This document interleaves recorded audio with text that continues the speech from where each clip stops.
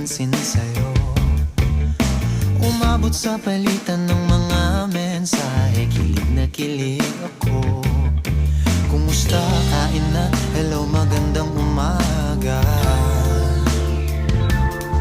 Ingat ka, pahinga, huwag kang masyadong magpupuyat pa.